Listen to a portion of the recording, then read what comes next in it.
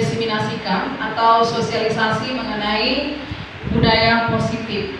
Dan kebetulan ini saya dapat materinya di pendidikan CGP yang sedang saya jalani sekarang, dan ini juga berhubungan dengan sekolah penggerak yang memang kita juga adalah sekolah penggerak, dan berhubungan juga dengan ketika kami mengikuti diklat bersama Pak Charlie, bahwasannya beliau menyampaikan agar kita harusnya sudah melaksanakan ini, gitu ya.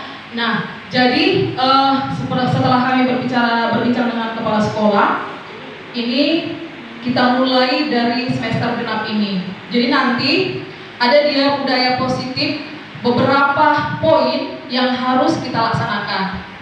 Jadi nanti dia budaya positifnya itu nanti ada 6 atau 7. Jadi nanti kita akan melaksanakan ada 2 seperti itu. Seperti yang disampaikan oleh Bapak Kepala Sekolah tadi, itu harus dilaksanakan, ya, harus dilaksanakan. Dan itu nanti nampak dari video bahwasannya memang sudah melaksanakan seperti itu. Jadi artinya materi yang saya sampaikan ini sangat penting. Saya rasa Bapak Ibu sudah kenyang ya semua, ya kan, sudah bisa konsentrasi, ya. Dan satu lagi Bapak Ibu, ya, dan sesuai dengan yang disampaikan oleh Bapak Kepala Sekolah juga, setiap rapat kita nanti katanya akan berganti-gantian berbicara di depan ini. Nah, saya hari ini sebelumnya saya juga, dan kebetulan ini harus disampaikan, jadi saya sampaikan. Nanti setelah ini Bu Risa, bulan depan nanti Bu Rosa, dan begitulah seterusnya. Jadi semua bergantian berdiri di depan ini. Baiklah Bapak Ibu, selamat siang untuk kita semuanya. Ya. Nah, jadi di sini saya akan menyampaikan mengenai budaya positif, ya. Nah, jadi apa yang akan kita mau pahami dari budaya positif ini? Jadi ini kan ada di sini kata budaya. Jadi artinya budaya itu sudah menjadi kebiasaan, artinya menjadi kebiasaan kita setiap hari seperti itu. Contoh, kalau di sekolah kita sudah, sebenarnya budaya positif ini sudah kita laksanakan, di mana setiap hari Senin kita upacara bendera, hari Selasa kita itu ada literasi, hari Rabu baca senyap, Kamis storytelling, Jumat itu ada Jumat religinya, ada kemudian lagi kebersihan, ada senam, dan ada Sabtu kreasi. Kalau ketika saya mengikuti pendidikan guru penggerak ini, ketika saya berbagi dengan sekolah yang lain, malah sekolah-sekolah yang lain itu mereka sangat kagum dengan sekolah kita. Mereka tidak menyangka gitu, kok sekolah ibu bisa padat kali, kegiatannya mulai Senin sampai Sabtu itu terisi seperti itu. Dan mereka heran kenapa bisa sekolah kita ini setiap hari bisa berbaris setiap hari. Jadi saya sampaikan di situ, kami saling berbagi di sekolah masing-masing, kita itu baris setiap hari. Mereka heran, kok bisa ya Bu? Ya bisa. Jadi ternyata apa yang sudah kita lakukan di sekolah kita ini, Bapak Ibu, bisa diacungkan jempol atau diapresiasi.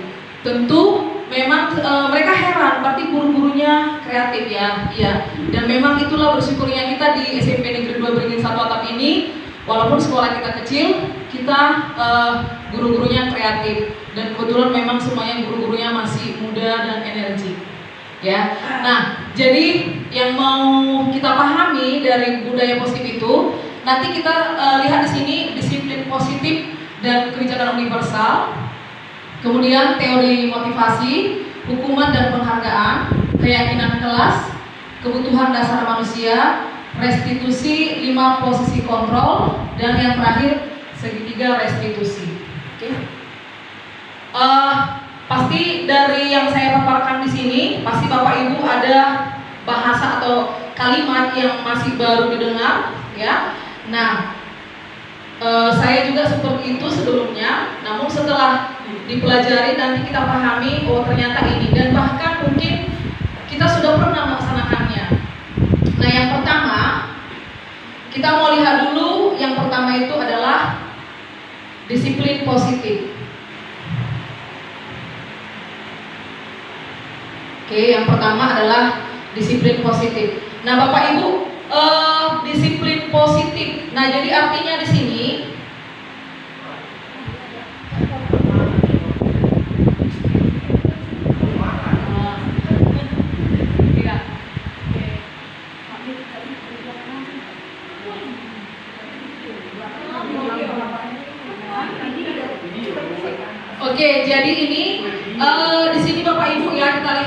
disiplin positif dan kebajikan universal, ya. Jadi di sini seseorang itu memiliki disiplin diri, berarti mereka itu bisa bertanggung jawab terhadap apa yang dilakukannya. Jadi di situ ada kata kuncinya Bapak Ibu.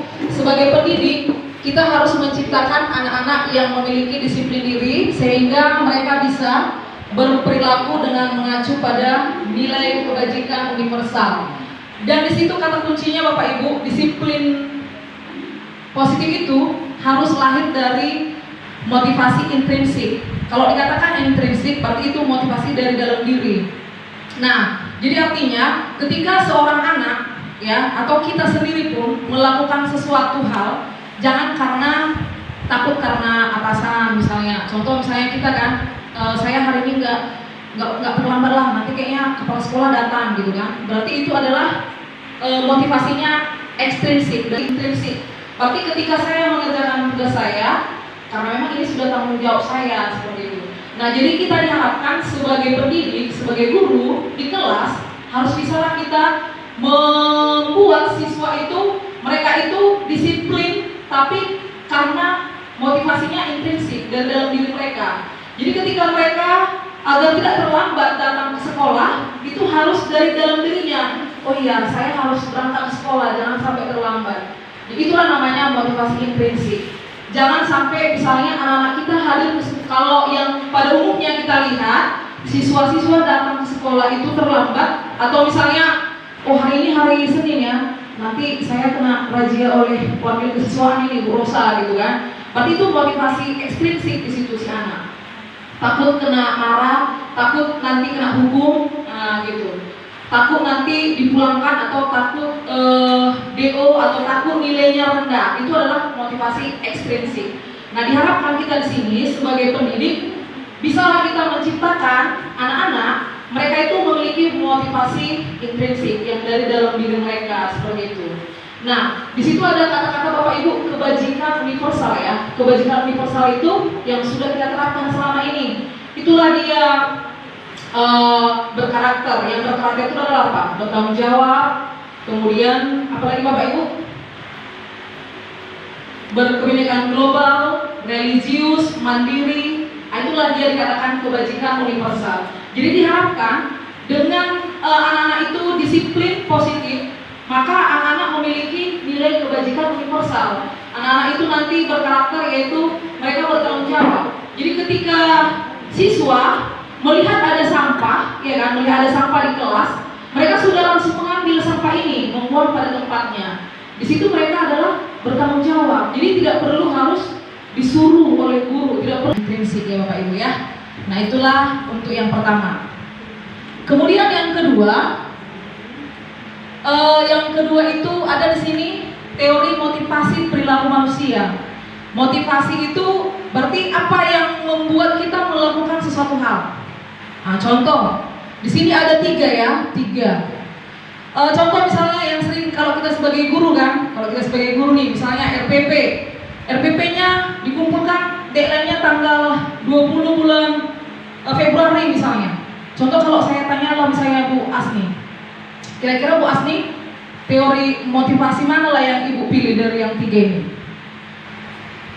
Kalau misalnya nih kan RPP-nya dikumpul ya Bu tanggal 2 Februari, kira-kira Ibu mengumpulkan RPP itu, motivasi Ibu itu yang mana? Yang nomor? Iya. Yang pertama coba kita lihat ya, atau mungkin kita sendiri pernah melakukannya ya kan. Ternyata manusia itu ada tiga teori motivasinya sehingga perilaku kita seperti itu. Yang pertama, untuk menghindari ketidaknyamanan atau hukuman. Kurasa kita sendiri pernah seperti itu kan? Nanti kena ini, daripada masuk bimbingan Bapak Kepala Sekolah, daripada masuk ruangan kepsek, daripada nanti dibuat yang belum mengumpul ya kan. Itu adalah yang pertama kita, untuk menghindari hukuman ya, untuk menghindari hukuman.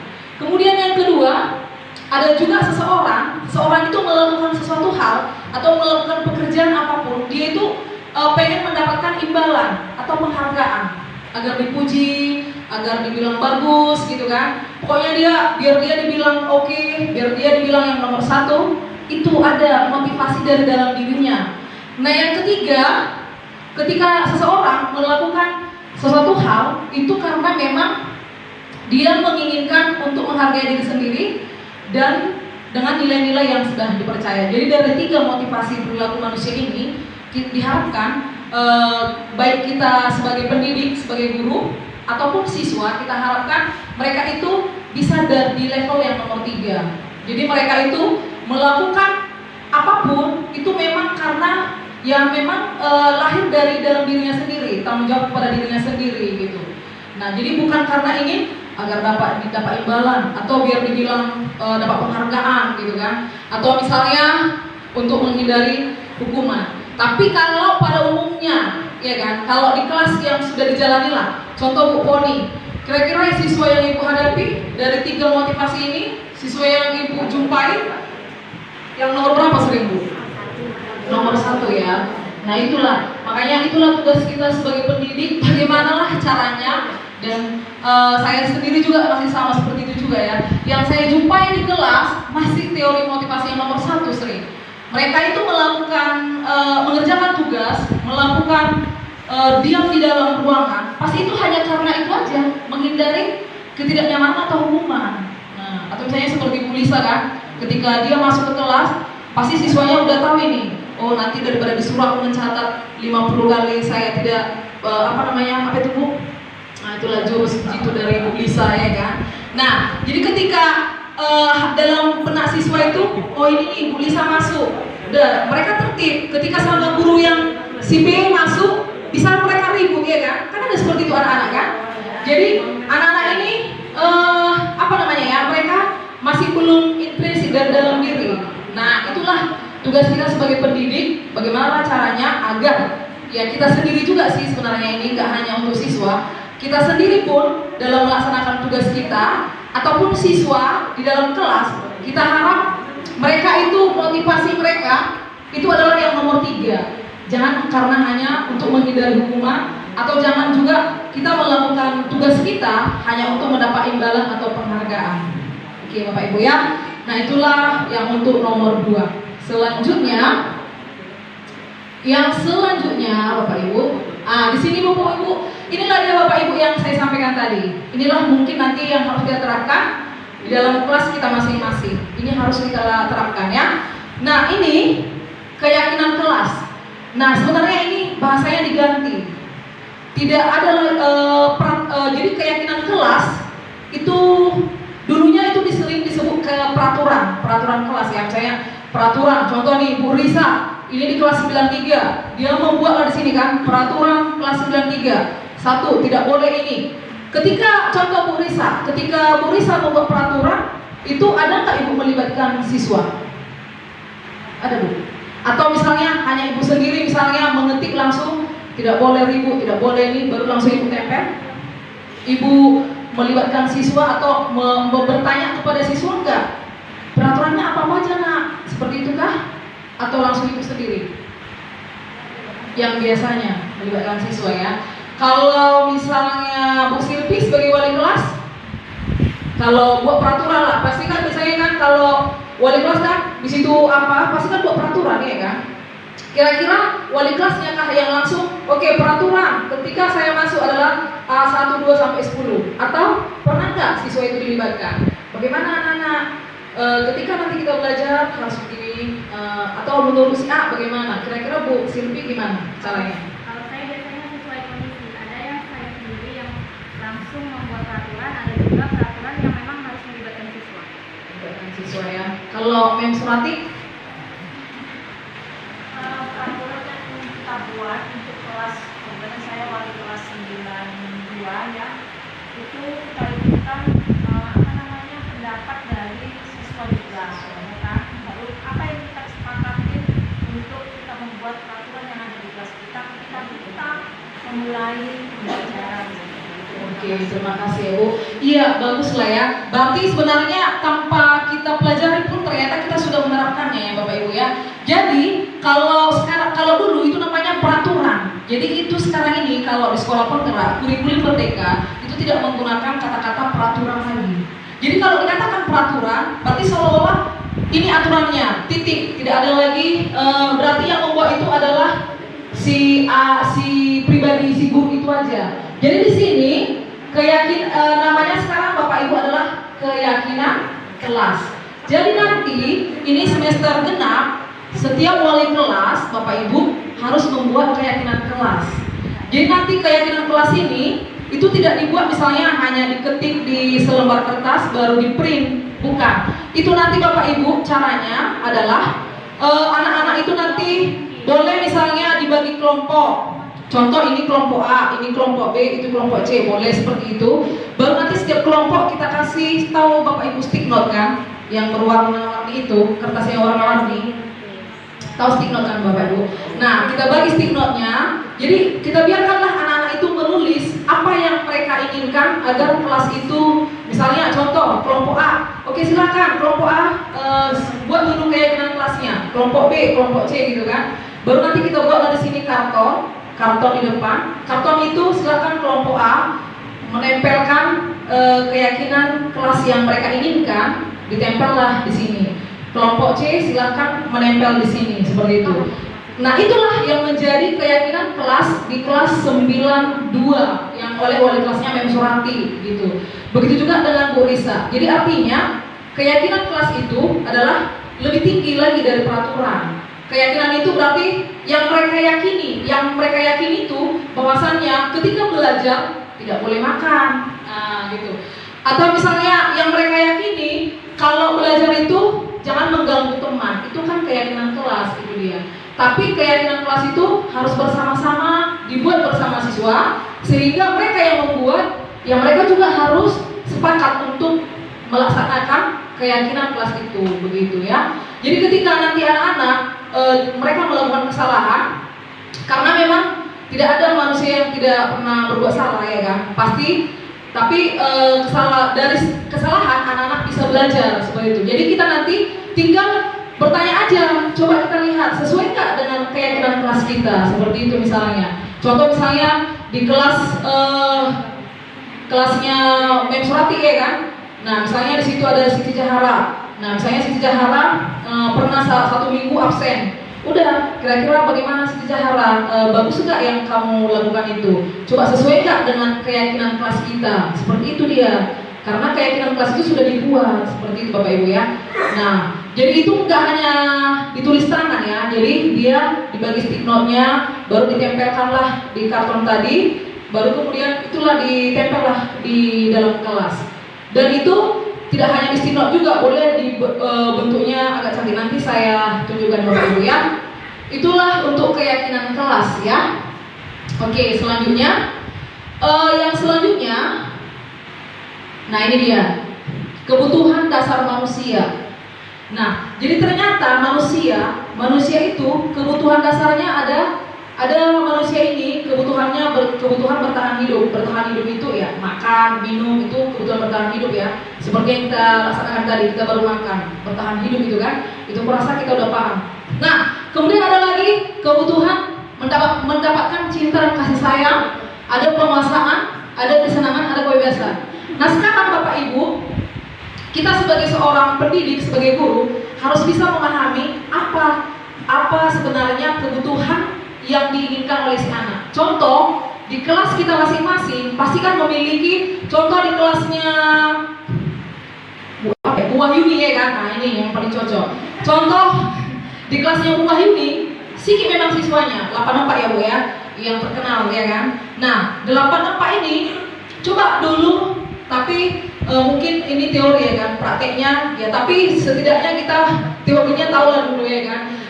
Coba dulu kita pahami, kira-kira anak ibu yang 84 ini kebutuhan dasar mereka apa? Sebenarnya mereka itu kenapa bisa ribut? Apakah mereka memang lagi butuh kasih sayang? Siapa tahu di rumah dia itu kurang kasih sayang dari orang tuanya, tidak ada teman mungkin di rumah, sehingga dia di kelas membuat keributan gitu, Biasanya anak yang seperti itu berarti dia butuh kasih sayang gitu. Nah, ada juga nanti anak misalnya di kelas dia tuh sikit-sikit dia tunjuk tangan. Contoh kayaknya si di kelas 92 lah, Lorenanda ya. Dia tuh sering tunjuk tangan. Kalau saya masuk kayaknya dia sering tunjuk tangan. Padahal nanti yang dijawabnya itu kurang sesuai dengan yang kita inginkan. Nah di situ berarti dia kebutuhannya apa? Kebutuhan penguasaan. Penguasaan itu artinya dia mau menunjukkan bahwasanya dia itu mampu. Ini aku bisa tampil, aku bisa berbuat ini. Ternyata anak itu bukan cuma anak, kita sendiri juga sebagai manusia itu dia kebutuhan dasar kita. Ada dia yang memang kebutuhan kita penguasaan, pengen tampil, pengen menunjukkan kebolehan kita, pengen menunjukkan itulah ternyata manusia itu ada kebutuhannya di situ. Tadi ada juga kebutuhan anak itu tadi butuh kasih sayang, butuh perhatian. Jadi sehingga mungkin anak-anak itu bisa ribut, ganggu teman kan. Kemudian ada lagi anak-anak kesenangan, kebutuhan kesenangan. Ada misalnya contoh kayak Bu Rosa ya kan. Bu Rosa suka misalnya foto-foto. Nah itu berarti bisa jadi itu adalah kebutuhan kesenangan.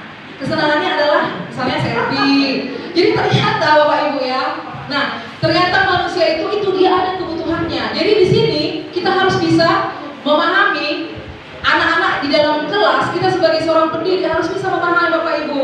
Oh ternyata anak ini lagi kebutuhannya kesenangan. Dia lagi butuh kesenangan seperti itu. Kemudian lagi Bapak Ibu yang terakhir adalah kebutuhannya kebebasan ya. Contoh misalnya seperti Bu Rike ya. Kalau Bu Rike misalnya Bapak Ibu ini misalnya suka naik gunung atau misalnya jalan-jalan ke alam, berarti itu adalah kebutuhannya adalah apa? Kebebasan gitu. Dia kebebasan. Kalau kayak Bu Nuri, kira-kira kebutuhan ini kayaknya sering di kesenangan ya, kesenangan. Ibu ini kalau ibu ini sepertinya kebutuhannya kesenangan, pengen ya itu. Kalau Bapak kepala sekolah kira-kira ada yang tahu kebutuhannya apa?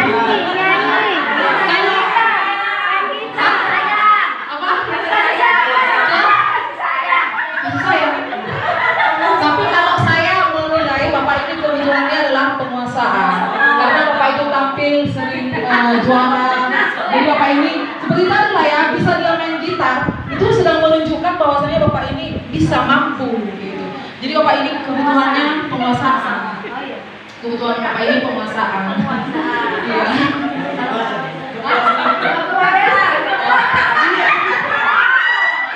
Sini Pak, nggak ada apa.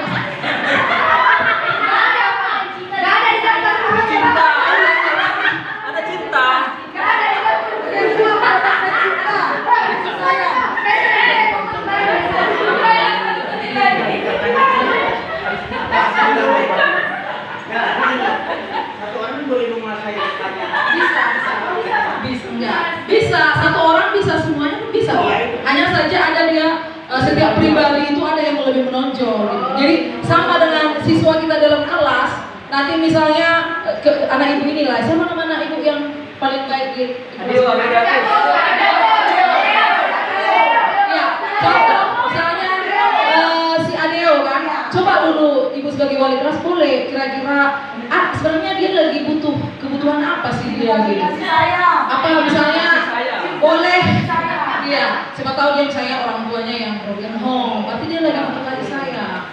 Jadi ketika kita bisa memberikan kebutuhan itu kepada si anak, ya, maka mereka pasti akan senang kan gitu kan. Nah itulah dia. Jadi tugas kita sebagai pendidik harus bisa Bapak Ibu memahami kebutuhan dasar manusia ini tadi.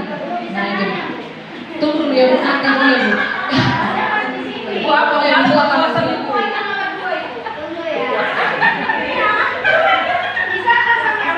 Silakan berdiri Bu, berdiri. Bisa ditambah jadi 6. Dek, foto sambil foto ya. Spesial, ada di video makanya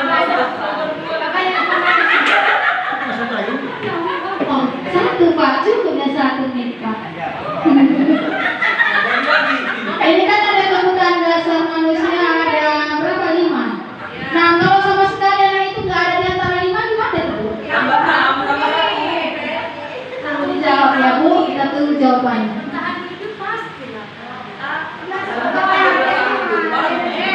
Oke baik. Ya terima kasih ya Bu.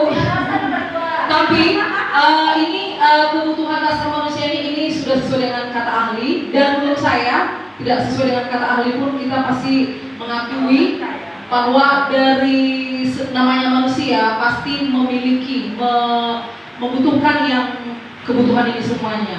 Tidak mungkin dari semua kebutuhan ini tidak mereka butuhkan. Apalagi contoh yang nomor 1 ya, kebutuhan bertahan hidup itu udah pasti ya. Makan, minum itu udah pasti. Pasti ada satu siswa itu yang nggak ada lima-limanya. Kan udah mati orangnya.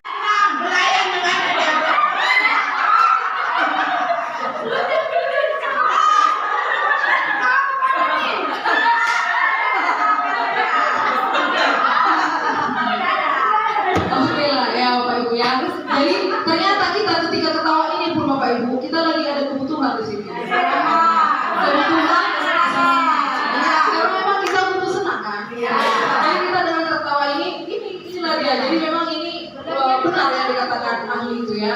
Ini adalah kebutuhan dasar manusia. Setiap manusia pasti memiliki kebutuhan ini ya. Udah dipilih sama foto udah. Iya, Bapak Ibu ini nanti di share ya. Dikirim ke YouTube nanti ini. Iya, dikirim ke YouTube baru. Memang iya Bapak Ibu. Ini nanti dikirim ke YouTube. Langsung ke Kemendikbud ya. Ini ke Kemendikbud nanti. Iya. Boleh. Oh ini pemasangan tapi bukan pemasangan. Tapi dijawab belum pertanyaannya. Pertanyaan tadi.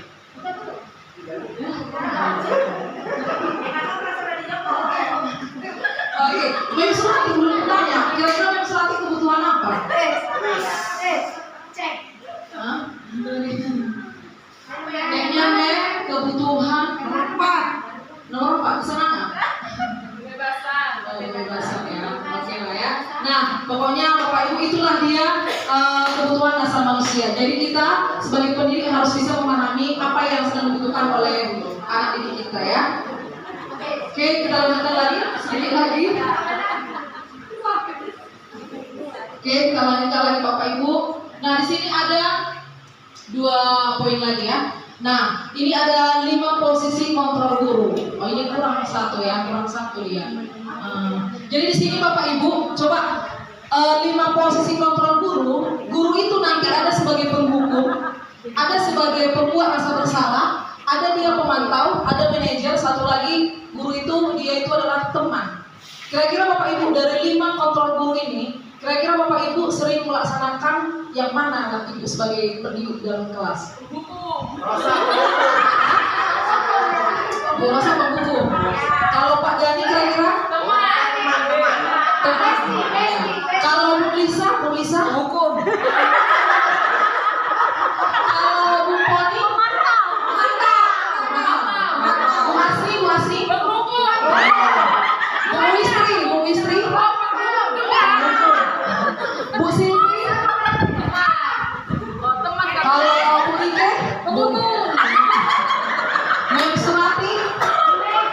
Mem Surati. Iya. Kalau Bu Pero Bu Yuni. Kalau Bu Risa.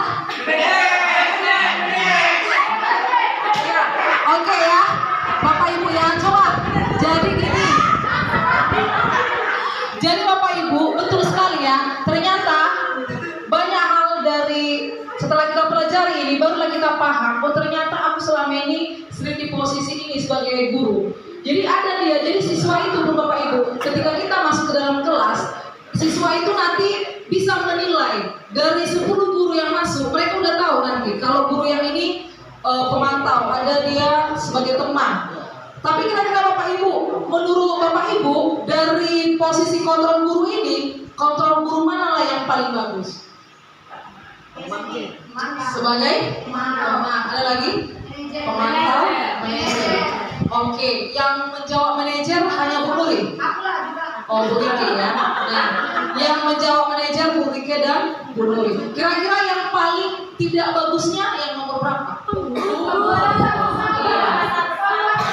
Iya, baik Bapak Ibu ya. Jadi betul sekali ya. Yang 5 posisi kontrol guru, yang paling tidak bagusnya itu adalah penghukum dan pembuat rasa bersalah. Yang paling bagusnya itu Bapak Ibu adalah manajer. Nah, manajer lah yang paling bagus. Nah, Kalau dikatakan penghukum, nah ya, mungkin anak itu nanti ketika misalnya si anak datang, contoh mungkin Bu Wisri kan, ketika Bu Wisri misalnya melihat anak terlambat, kalau penghukum itu, kau terlambat, ya silakan push up 10 kali, kau terlambat, ya ambil sampah, itulah namanya penghukum. Dia nggak sempat mendengarkan apa yang membuat dia terlambat. Dia tidak bertanya kenapa band namanya tidak ada, kenapa misalnya benderanya tidak ada, kenapa misalnya dia tidak hadir sampai 1 minggu, kenapa tidak hadir. Nah itu namanya penghukum, tanpa bertanya dulu apa penyebabnya. Jadi kalau seorang manajer, jadi yang paling bagus ini adalah manajer dan pemantau ya. Kalau pemantau itu seperti ini Bapak Ibu. Contoh, masuk ke dalam kelas, oke, tidak boleh hanya 5 menit harus selesai ya. Kalau nggak siap 5 menit nggak boleh istirahat. Nah itulah namanya pemantau. Jadi si guru itu ketika ada siswa tidak siap, si guru itu pun nggak ikut istirahat, anak itu pun nggak istirahat. Itu namanya pemantau. Nah, contoh misalnya Bu Asni, misalnya dia sering misalnya memukul anak ya kan, setiap kau nggak ini langsung dipukul, berarti itulah namanya penghukum. Nah, jadi ternyata Bapak Ibu, ada nggak dampak dari penghukum itu? Ternyata dampaknya Bapak Ibu sangat banyak. Kalau penghukum, anak itu bisa menjadi dendam. Artinya, si anak itu akan mengingat, oh guru ini kemarin yang menampar aku. Kapanlah nanti kau nggak lewat dari sana? Bisa nanti misalnya kereta kita dikempesi gitu. Itu dampak dari kalau guru diperhukum. Si anak menjadi pendendam. Nah kalau pembuat rasa bersalah itu adalah guru yang seperti ini. Ketika dia masuk ke dalam kelas, dia menyampaikan ini, kau jangan ribut ya, gara-gara kau aku dimarahi oleh kepala sekolah. Nah gitu. Gara-gara kau aku jadi naik gulaku misalnya kan, gara-gara kau naik tensiku. Itu namanya kita sebagai guru di situ adalah sedang membuat rasa bersalah si anak. Kira-kira itu ada nggak dampaknya bagi anak? Sangat banyak. Si anak itu bisa menjadi depresi, menjadi stres karena dia jadi merasa bersalah. Nah itu bagus nggak? Sangat tidak bagus. Kemudian teman ini adalah apa Bapak Ibu? Teman ini kita dengan si siswa itu ikatannya sangat akrab. Jumpa di jalan, hey gitu kan, kompak sekali. Tapi kira-kira itu bagus nggak? Ada nggak dampak negatifnya? Banyak juga. Mengakibatkan apa? Anak itu nanti maunya jadinya hanya sama si guru itu aja. Ketika sama guru yang lain, dia nggak akan mau. Dan kemudian dia nanti bisa menjadi seperti sepele, seperti itu. Itulah kalau teman. Kalau pemantau dengan manajer itu bagus. Tapi yang paling bagus tadi adalah manajer. Jadi manajer itu bagaimana, Bapak Ibu? Ketika kita misalnya siswa berbuat masalah, dia menerapkan segitiga restitusi. Ya, terakhir Bu. Inilah yang paling terakhir Bapak Ibu ya. Nah, jadi inilah tadi yang kami sampaikan sama Bapak Kepala Sekolah. Yang pertama tadi Bapak Ibu wali kelas harus membuat keyakinan kelasnya, itu nanti divideokan, kemudian ditempel di kelas masing-masing. Baru yang terakhir adalah segitiga restitusi. Nah, jadi inilah kalau seorang manajer, guru yang sudah seorang manajer, tahapannya itu adalah 3 ini. Ketika siswa sedang ada masalah, dia itu harus bisa dulu menstabilkan identitas, kemudian validasi tindakan yang salah, kemudian yang ketiga adalah menanyakan keyakinan. Nah, jadi contoh misalnya ada siswa yang terlambat, ya. Jadi nanti ini Bapak Ibu boleh membuat video ketika Bapak Ibu sudah menerapkan segitiga restitusi. Misalnya Bapak Ibu wali kelas atau guru BK, Bu Wisri dengan Bu Asni menemukan masalah. Jadi kalau siswa itu bermasalah Bapak Ibu tidak boleh langsung kamu terlambat, udah kau ambil sampah ke sana. Tidak boleh seperti itu. Kau nggak ada baik namamu ya, udah pulang kau ke rumah. Ternyata tidak boleh seperti itu. Yang boleh itu adalah yang bagaimana? Kenapa kamu terlambat? Nah, kau terlambat. Nah, kira-kira menurutmu kau terlambat gak? Jadi yang pertama kita stabilkan dulu identitasnya. Kita suruh dulu dia duduk tenang. Setelah dia duduk tenang, baru kita tanya, kamu tadi terlambat ya? Iya Bu. Kenapa bisa terlambat? Saya terlambat bangun. Loh, kau jam berapa rupanya tidur? Jam sekian. Kok bisa kau jam segitu tidur? Main game Bu. Oh, kira-kira menurutmu itulah valid.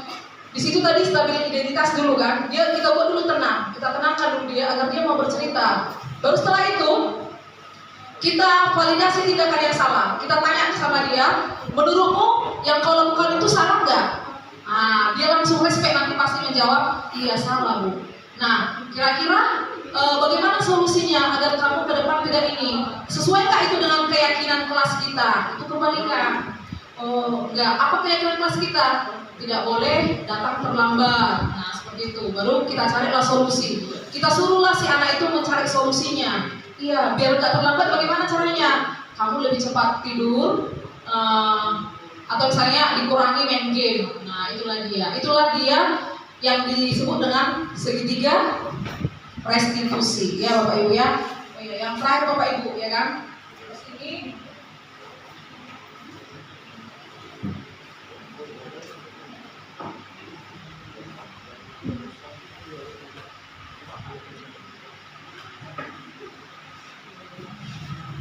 ya, inilah Bapak Ibu, saya sudah menerapkan praktik segitiga restitusi. Nah, di sini si Haikal terlambat datang sekolah.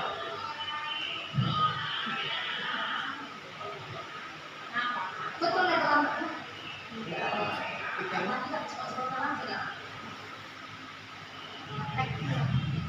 Ya, jadi coba kita lihat di situ Bapak Ibu, ketika dia terlambat, kita tidak boleh langsung memarahi anak di depan kelas seperti itu. Ketika dia terlambat, kita sebagai guru tidak boleh langsung misalnya dia terlambat, kok terlambat kau? Kenapa kau terlambat? Tidak boleh seperti itu. Kita silakan dia duduk-duduk, baru kita panggil dia, barulah kita. Tapi sebelumnya kita stabilkan dulu identitasnya. Kita tanya, kau tadi terlambat ya nak? Iya Bu. Kenapa terlambat? Iya Bu, semalam aku kelamaan tidur, main game aku Bu. Oh iya. Baru kita validasi tindakan yang salah. Validasi tindakan yang salah. Kita stabilkan dulu identitasnya. Nah, baru kemudian validasi tindakan yang salah. Kita tanya, menurutmu yang kamu lakukan tadi benar apa tidak? Gitu. Baru langsunglah yang terakhir. Yang terakhir itu adalah kita tanyakanlah keyakinan kelas yang sudah kita buat. Keyakinan kelas kita apa? Iya, datang tepat waktu seperti itu. Baru yang terakhir ada kasus yang kedua, coba lagi. Misalnya ini si Billy kan. Nah, si Billy ini ketika kita belajar, dia sedang makan. Nah, ya pada saat itu pun kita tidak boleh langsung memarahi si anak itu di situ. Nah, diharapkan kita menerapkan segitiga restitusi, kita panggil, baru langsunglah si anak itu kita tanya kenapa dia berbuat seperti itu. Ternyata dia kelaparan, ya kan, kelaparan karena nggak sempat sarapan dari rumah. Nah, seperti itu dia. Nah, jadi kita harapkan, itulah yang diharapkan Bapak Ibu ketika kita sebagai guru harus bisa menerapkan segitiga restitusi. Ya, kemudian yang terakhir lagi kan. Itulah dia praktik segitiga restitusinya.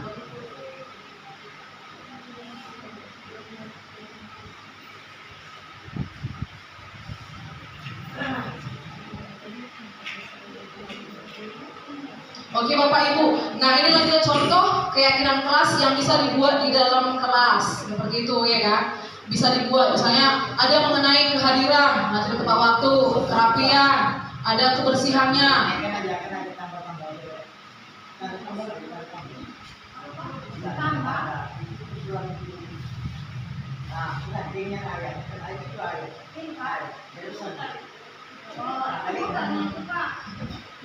Oke ya, nah itulah dia contoh.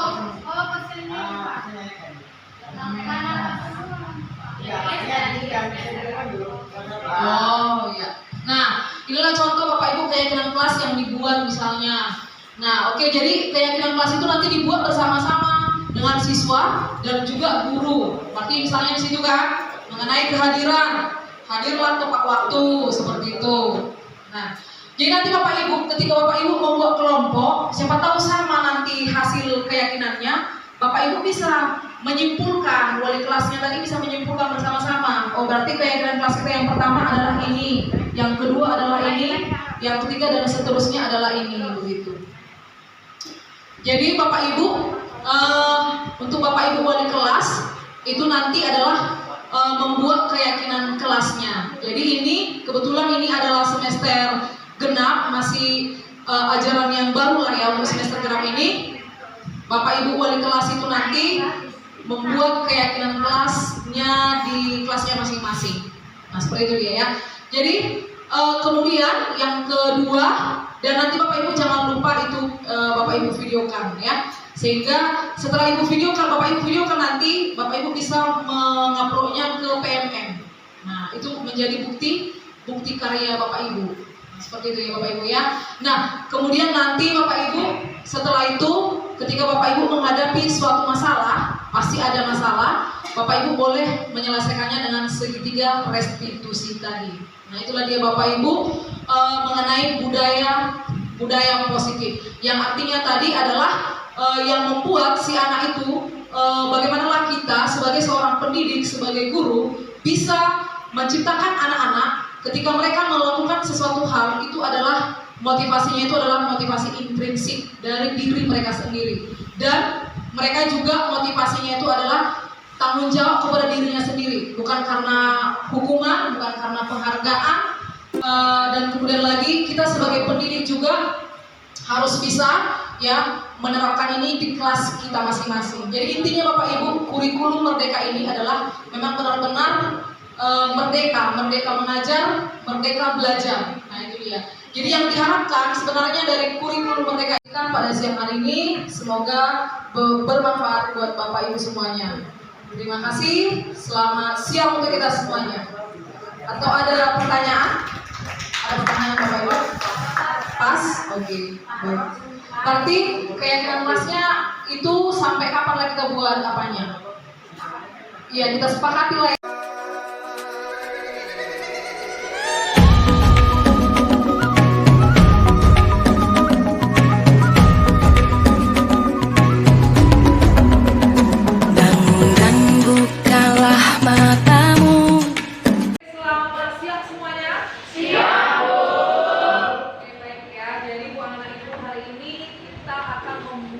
Keyakinan kelas, ya. Nah, keyakinan kelas itu apa? Ada yang tahu kira-kira apa itu keyakinan kelas? Apa? Peraturan. Ada lagi yang lain? Ya. Nah, jadi anak ibu, kalau selama ini kita yang kita tahu itu adalah peraturan, atau ada lagi namanya apa? Tata tertib. Nah, ini dia namanya, bahasanya adalah keyakinan kelas. Nah, keyakinan kelas ini itu lebih tinggi dari tata tertib, lebih tinggi dari peraturan. Keyakinan kelas ini kita buat bersama. Keyakinan kelas itu adalah apa kira-kira nilai-nilai kebaikan yang kalian tahu yang akan kita laksanakan selama pembelajaran di kelas. Nah, gitu ya. Apa nilai-nilai kebaikan yang kalian pahami, yang kalian tahu, itulah yang kalian yakini akan kita laksanakan dalam kelas.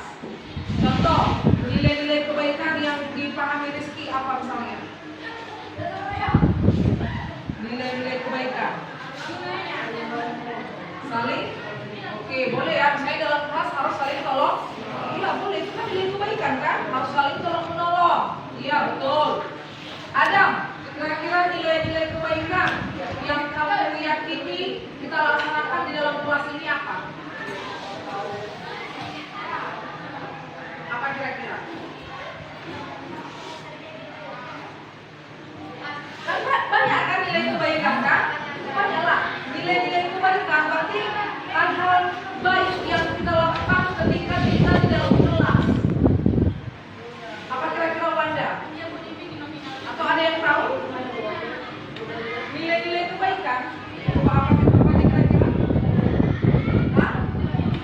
Tidak menghina teman, ya. Tidak menghina teman.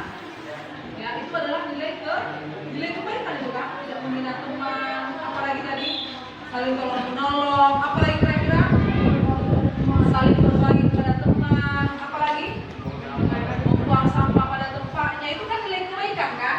Nah, jadi ini kita sepakati ya, kita buat bersama. Mari kita buat bersama. Apalah kira-kira nilai kebaikan yang kita yakini kita laksanakan di kelas ini, ya?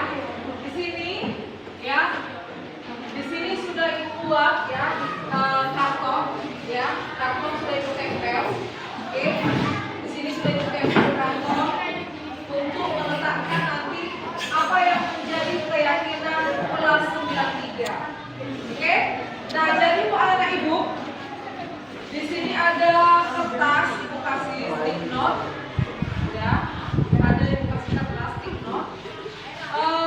Coba ini nanti per kelompok ini silahkan dulu menuliskan apa kira-kira nilai-nilai kebaikan yang kalian yakini untuk kita laksanakan dalam kelas. Tapi keyakinan kelas ini coba kalian tuliskan dulu, nilai kebaikan itu kalian tuliskan dia dengan menggunakan bahasa yang positif. Contoh, ya, jadi anak-anak ibu di sini akan ibu bagikan nanti stick note, kertas. Coba kalian buat dulu, tuliskan di sini nilai-nilai kebaikan yang kalian yakini. Itulah yang menjadi keyakinan kelas kita. Nanti akan kita tempel di sini, ya. Ini kelompok 1, kelompok 2, kelompok 3, kelompok 4. Nanti setiap orang, ya, setiap orang maju ke depan. Nah, di sini nanti tulis kelompok 1, di sini kelompok 2. Kemudian di sini kelompok 3, di sini kelompok 4. Semua nanti masing-masing tuliskan apa nilai kebaikan yang kau yakini akan kita laksanakan selama kita belajar dalam kelas. Tapi ingat, harus menggunakan bahasa yang positif. Bahasa positif tadi contohnya membuang sampah pada tempatnya. Jangan dia dilarang membuang sampah, itu negatifnya. Positifnya, buanglah sampah pada tempatnya. Misalnya, boleh lagi misalnya gini,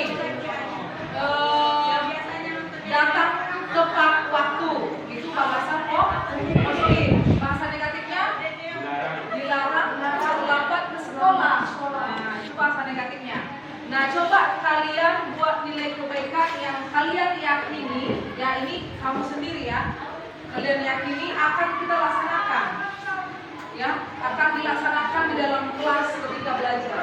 Nanti setelah kita nanti semua sepakat, itu jadi nilai kita. Kemudian nanti akan membuat daftar hadirnya. Kalian di sini tanda tangan ya. Kalian akan menandatangani bahwasannya kalian setuju dengan keyakinan kelas yang sudah kita buat. Oke, paham sampai di sini? Paham. Paham? Paham. Oke, baik ya. Ini akan dibagikan, silahkan dituliskan langsung ya.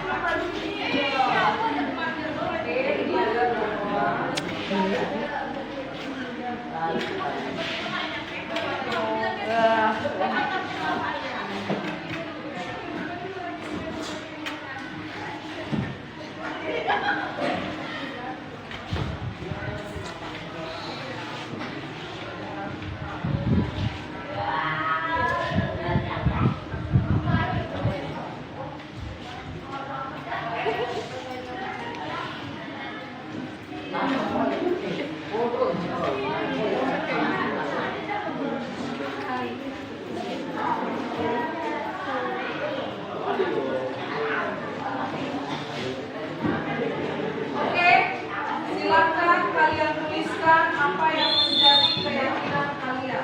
Ya, ini kebaikan. Iya, tuliskan. Akan di dalam kelas.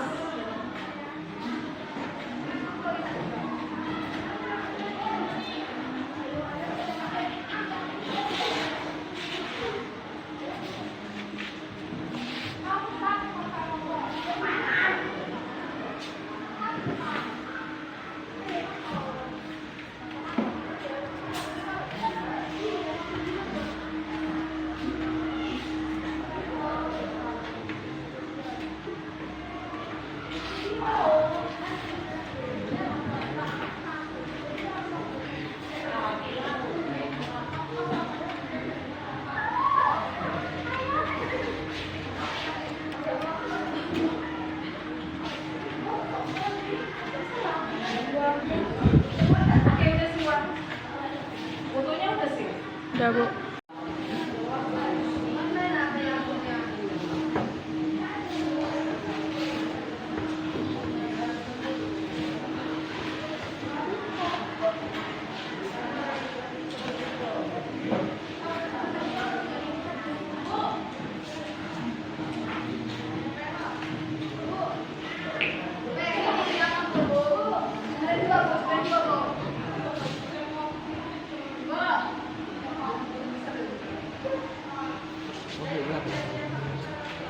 Sekarang waktunya kita tempelkan ke depan.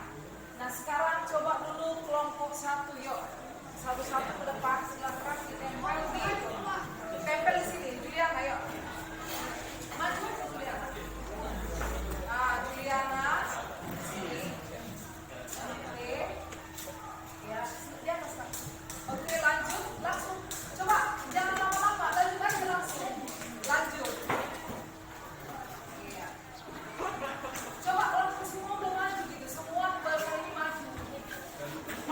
Semua bahasa ini maju. Si Lukas? Hah? Itu kertasnya. Mana Lukasnya? Yang kedua. Minggu ini sudah aku belum percaya. Yuk, langsung udah. Oke, silakan duduk. Lanjut kelompok ini di sini. Langsung semua maju di sini. Ya. Oke. Jangan ada yang coba silakan. Iya, oke.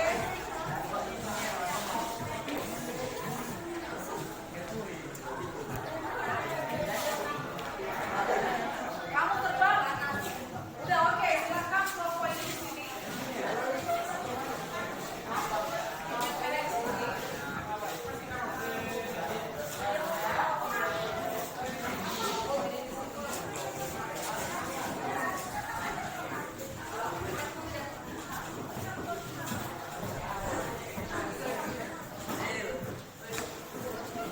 Dan kemudian kelompok ini snack.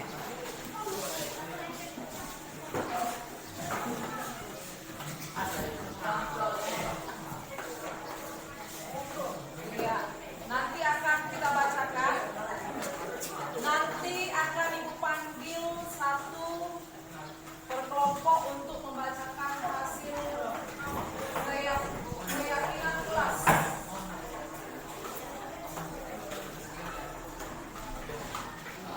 Oke, silakan. Ya. Ya, terima kasih Bapak Ibu yang sudah menuliskan keyakinan kelasnya. Oke, ya, boleh sambil dicatat dulu sini. Iya, hasilnya.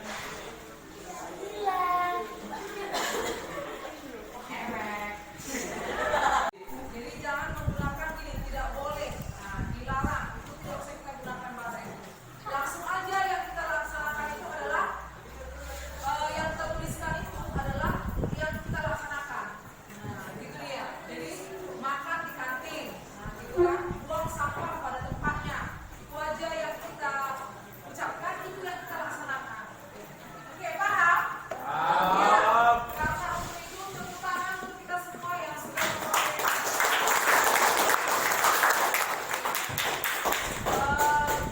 Sekarang coba ke sini udah stop ya tenang.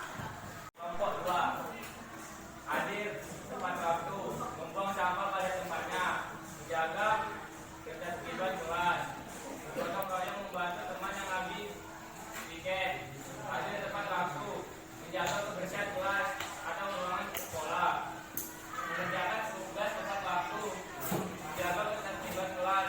Jangan tugas tepat waktu, mendengarkan perkataan guru, berdoa sebelum dan sesudah belajar, mengerjakan tugas tepat waktu, mengerjakan tugas tepat waktu, buanglah sampah pada tempatnya atau tepat waktu, menjaga kebersihan kelas, mengerjakan tugas tepat waktu, berdoa sebelum belajar, membersihkan ruangan kelas, menjaga lingkungan sekolah.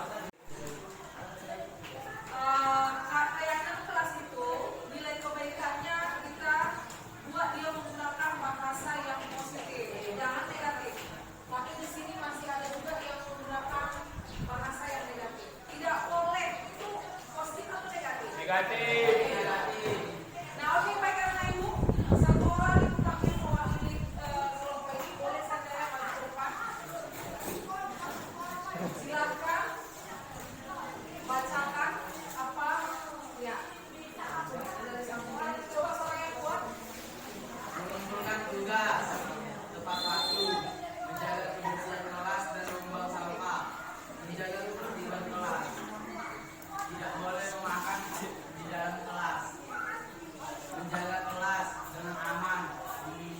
membuang sampah pada tempatnya, belajar dengan tertib, membuang sampah pada tempatnya, mendengarkan arahan guru, berbicara dengan sopan.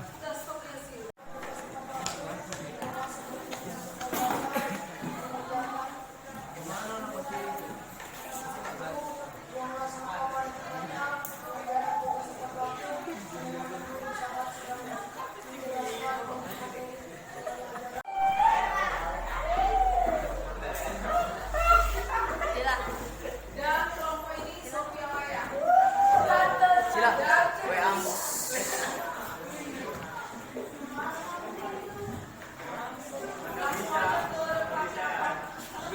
Sila, WA.